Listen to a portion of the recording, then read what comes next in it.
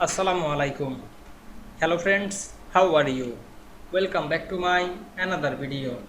In this video, I am going to show you how to combine multiple columns in Excel into one column with a space. Let's get started. At first, you have to open your Excel workbook. Now I am select multiple column. Now we can see we select multiple column.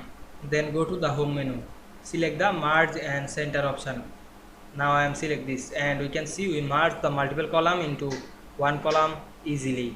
Now I am write anything. Now we can see we combine multiple columns in Excel into one easily. I hope you enjoyed my video. Please like, comment, share and subscribe my channel.